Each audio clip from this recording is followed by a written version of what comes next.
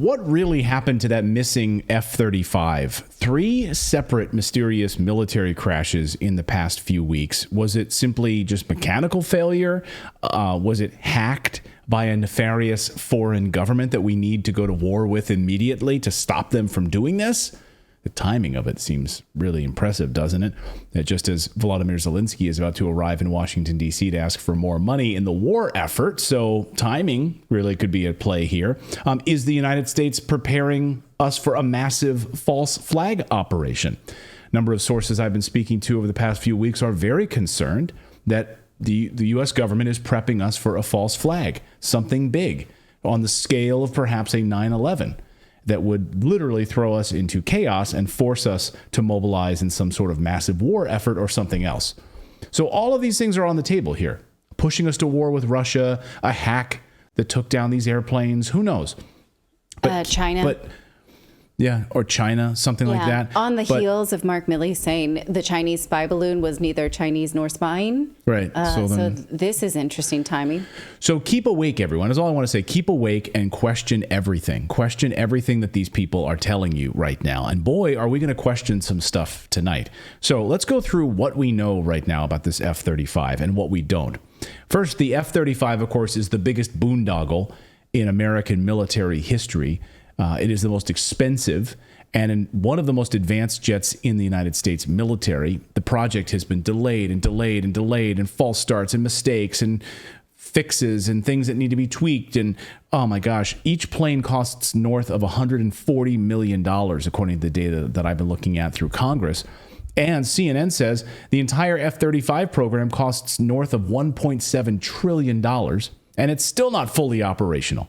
So CNN is saying this. You know it's bad. And on Sunday, one of them went missing near Charleston, South Carolina. We know this, of course, because Joint Base Charleston issued this tweet about it. The tweet heard round the world, and it led to many, many memes as a result of it. We are working with we're working with the Marine Corps Air Station Base Beaufort to locate an F-35 that was involved in, quote, a mishap. A mishap. Just a little mishap. And call, if you find this F-35, call our phone number. Like a lost puppy. I guess. Isn't that kind of funny? Like, all they would have had to done is put like an Apple AirTag on it, and they'd find it. Like, they don't have technology better than an Apple AirTag to find a jet. I mean, look, I was looking for my Apple AirTags. I brought my keys around here somewhere, but I have an Apple AirTag, a $35 Apple AirTag that can locate my keys or my missing wallet, for crying out loud, down to like a 1 foot radius. I can find the damn thing. A $140 million aircraft can't be found. I don't buy it for a second. More than 24 hours later, it took more than 24 hours later, they might have found the missing aircraft. Watch. Just into us on that missing F-35 jet. It turns out a debris field has in fact been found 2 hours north, I should say, of Joint Base Charleston in South Carolina. I want to bring back Courtney Cubey, who's got an update for us on this. What do we know? Well, not much so far. That seems to be the theme of this entire story as it's unfolded. But we do know that the U.S. military is confirming that there is some sort of a debris field.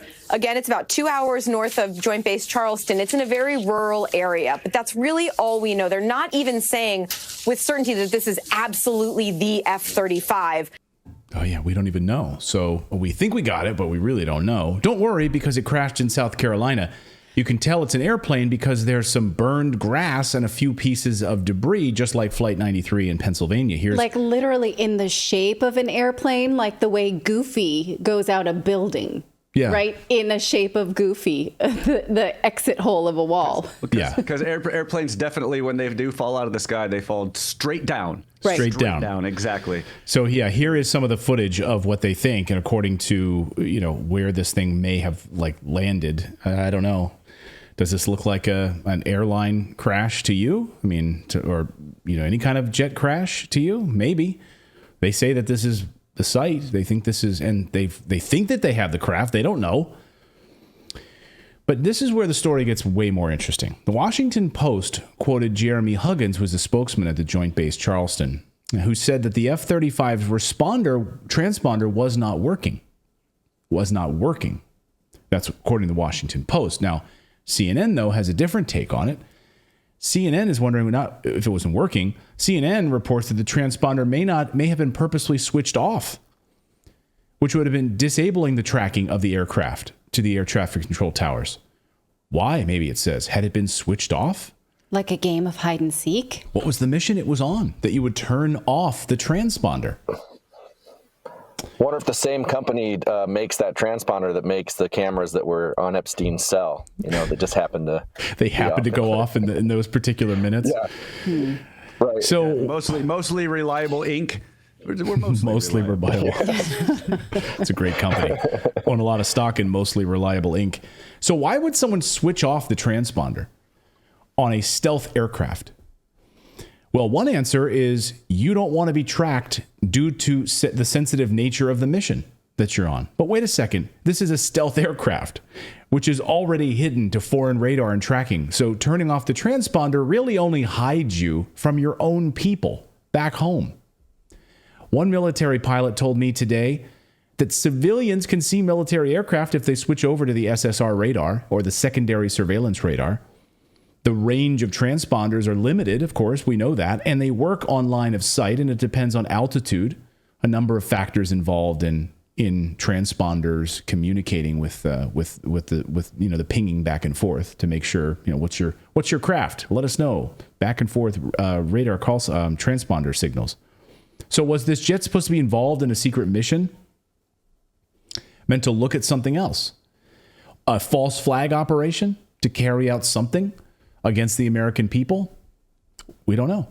But one source who is a former military pilot who specializes in radar and stealth technology told me that this aircraft was set to carry out such an attack before, if it was supposed to carry out one of these attacks before takeoff, then any black box, transponder, or other identification features like the IFF or the SIF, the identification of a friend or foe or special identification feature, could have very likely been disabled on purpose or shut off to enable that pilot to fly invisibly with regards to radar and electronic monitoring.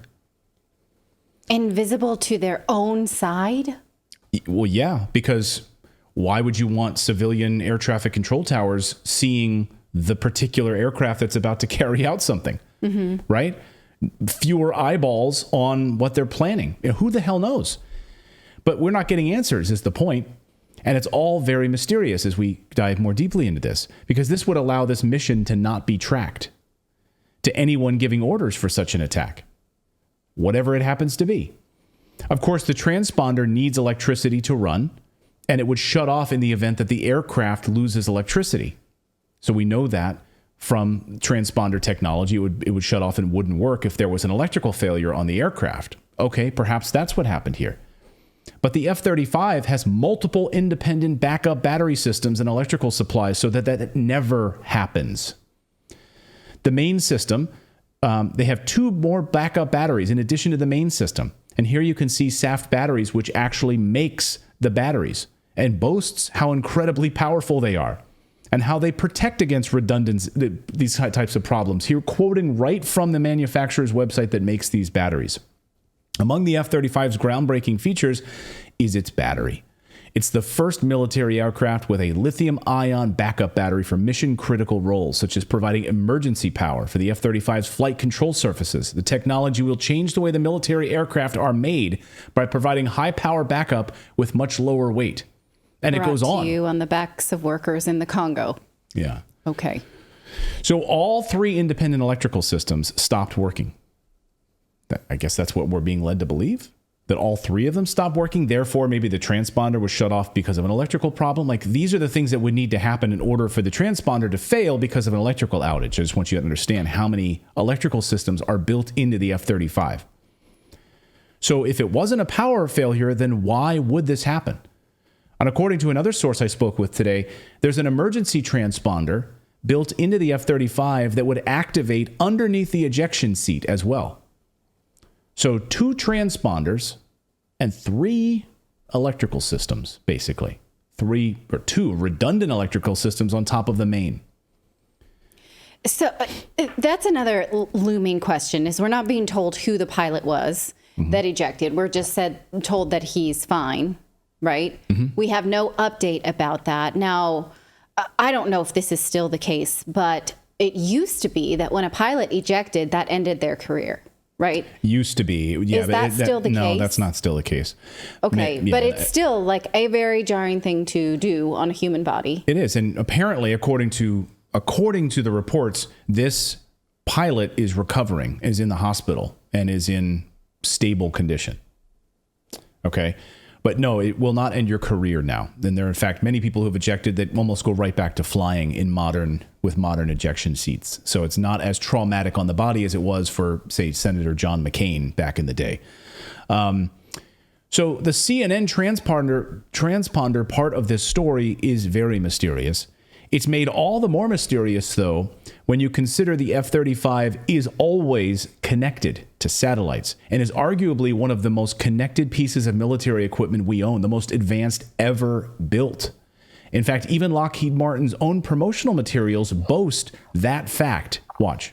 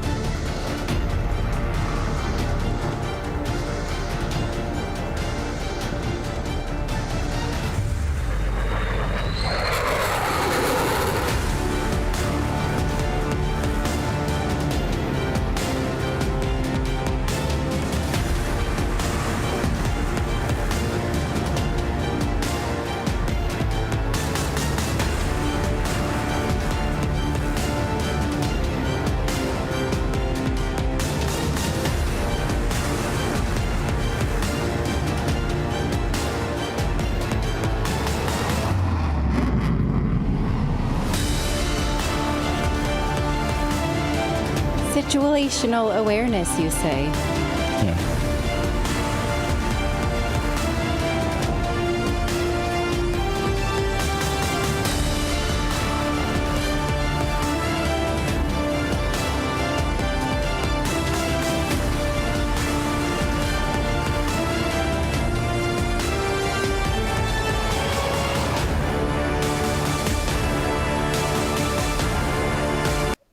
Yeah. Okay. But we can't find it. With the equipment and that thing, we can't find the damn thing. So my first question is, did you notice in there that it said space, like is one of the places that this thing can go? Like it was saying, like that was in the list, was space. So F-35 can go to space. Yeah, maybe that's where it is. Yeah. And then my second question is, I thought aren't planes still equipped with black boxes, and those black boxes are basically indestructible and have a beacon on them that goes off if they're ever, out and they use that beacon to find the black box. Am I wrong? Well, it can be. Yeah, and apparently beacon is that beacon is the transponder. Yeah, the transponder beacon. One of them, and if it's shut off and disabled, which is what according to multiple sources, this transponder was not working. Off, not working, switched off. What the hell's going on? The most advanced aircraft in the world. Now, one last piece on this that I haven't heard anyone talking about is the wingman. Where was the wingman? Why was he flying alone? Or at least, perhaps he was flying alone? No, now, in fact, reports did say that he was flying with the wingman. After he ejected, the wingman was like, okay, you're good, and went back to base. Exactly. So here's what the Air Force says on their website. Here's what the Air Force says about this. As a fighter pilot, you never fly alone. Never. The term wingman is not just a phrase. It's a specific term that means so much more than IFF and carries a lot of responsibility in the world of aviation, but you never fly alone. Now, a Marine Corps pilot told me today that they always fly with at least one wingman, unless they're on some sort of a training mission. But it's incredibly rare that you wouldn't fly with a wingman in a section, right? With 2 aircraft or 4. The wingman would have been the one to communicate with the ready room and explain that the other aircraft was damaged or out of control. The wingman would have presumably tracked that aircraft, followed it, and even eliminated the aircraft in the air so that it wouldn't land in a civilian population. That's what the wingman would do, being radioing back and making sure that everyone at base knew what was happening. Again, this comes from a Marine Corps pilot, highly decorated Marine Corps pilot. Again, where was the wingman? So according to the Joint Base Charleston, there was a wingman, but he turned around and landed safely. Really? Did he? There's some people questioning whether or not that happened. What's the name of that wingman? Why don't you release that information? They won't release the name of this pilot, this other wingman who landed. Media reports are just that the pilot ejected, the other guy turned around. And that was it, right after the ejection. That's highly unusual protocol, wouldn't you say? Yeah. And even if you're tailing someone not in the air, right? Let's say you're carpooling to school. Let's say we're carpooling to school and like you're following me and I see you get into an accident. Then I'm like, I'm going to go back home then. Too bad for her and her kids. Hope they make it. Well, I got to go back home. Yes. Forgot the toaster might be on. This is highly irregular, you guys. So the U.S. Marine Corps has just issued a 2-day stand-down order for all aviation units, both inside and outside of the U.S., following the disappearance of an F-35 warplane. Now, according to ABC News, their reasoning for it isn't known. They're not telling us why they're standing down all aircraft, not allowing U.S. Marine aircraft particularly to fly. Why? Why won't you tell us what this is about? But there are also reports tonight that the 178B operating system that powers the operating system, just like iOS on your iPhone or Android on your Android device, the operating system that runs these aircraft, the F-35, the F-22, the F-16, and the B-2, and it also powers the Airbus A380, that operating system has leaked, according to reports tonight, meaning that hackers may have access to the operating system through some kind of an exploit. A 0-day. A 0-day exploit.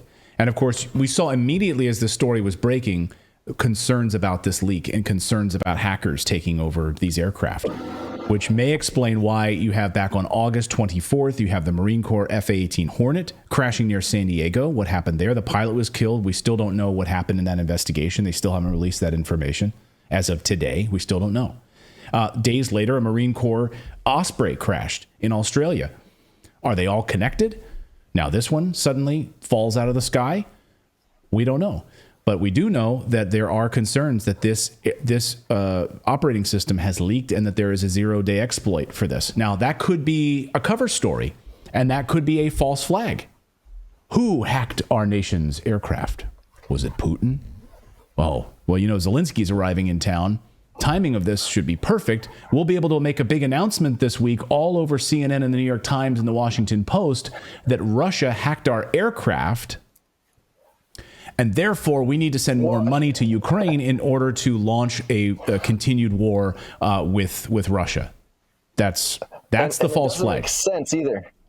Because they were all about, we can't say the date we're leaving Afghanistan because that puts us in a vulnerable position, but yet they can announce publicly that all of our planes are grounded and that our infrastructure has been hacked. Right. No, that's an excellent point, which is you announce and then you put out a phone number to show how weak we are. Like, we can't find our F-35. It's like falling out of the sky. And, there was an Osprey crash in Australia last week. And these things come in threes, don't they? We have the San Diego F-18 crash. We have the Osprey crash. Now we have this F-35 crash. Like, all of our aircraft are affected. And then the U.S. Marines say we're grounding our aircraft. And Zelensky's arriving in Washington, D.C. Oh, maybe this is like, I would have let you borrow the car, but it's in the shop, right? I would have let you have these F-35s. You don't want them right now. Well, yeah, they're not getting our F-35s. I can tell you that. They're going to get our old jalopies. Right, and you don't want those either because that's on an older operating system. But it's not even that. It's, we are now in it with you, Zelensky. We are now in it with you in a much bigger way than we anticipated. Russia has taken things to the next level, and they've attacked our aircraft. And what if they try to bring down a commercial airliner? What if now they try to go after our Airbus A380s? What will Russia do next, right? The false, I just feel it. I mean, that's why I'm saying question everything, because it smells awful to me. And the thing is, like, so let's say it was a Russian hack. Let's just run with that narrative. The stupidest way to do that would be to reveal when you're not actually actively at war with somebody, to reveal that you've hacked their systems, to give them plenty of time to fix that. You would keep that to yourself. But these guys are not too smart. Find out at the most critical moment. Yeah. Right. These guys are not too smart, and we've already caught them in a number of lies. I mean, again, you try to pretend that Assad is gassing his own people, and then it takes a little while. We figure out the truth. Seymour Hersh publishes a story today on the Syrian gas attack, and wow, he uncovered some documents which totally show that was a false flag. So they have a history of these false flags, guys. And people, in liberal media can say, oh, they're just conspiracy theorists. But we have repeatedly shown you how they've lied to us, and we've repeatedly uncovered the truth. And it once started out as a conspiracy theory, and now we know that it's the truth. I'm just saying, be very aware of what's happening here. Go ahead, David. Well, I was just going to say, they say, I think it is the truth that they want, though. It's I think that's exactly what they know. They can spin this, and it fits their narrative to get more people on board with a war or whatever. And people buy into it. Enough people buy into it that they can continually get away with it, because they keep getting away with it. So I think that it's not ignorance. I think this is that makes them actually smart, because they know exactly what they're doing.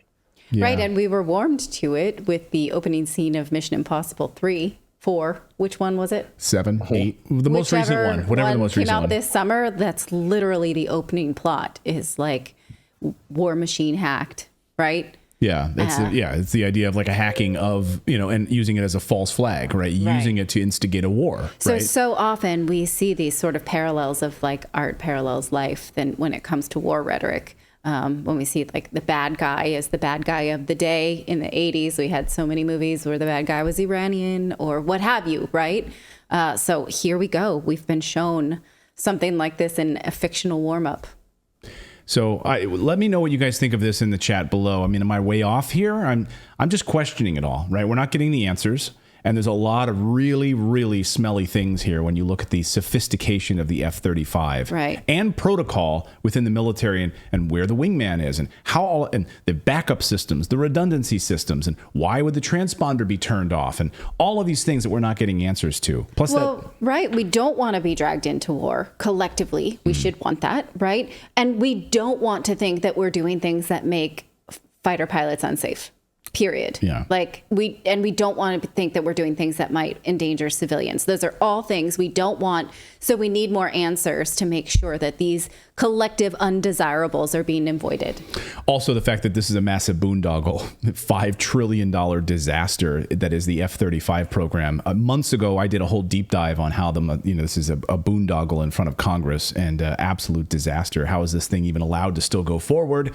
But that's, the United States military defense system for you. Thank you so much for watching this segment here at Redacted. We are live every day at 4 p.m. Eastern time, trying to share the stories that the mainstream media will not cover. You should also come over and join our community of Redacted Rebels over at redacted.inc. That's our private locals community where we can share exclusive content that we simply cannot share here on YouTube. Come over and join the rebellion together right now by going to redacted.inc. We'll see you next time.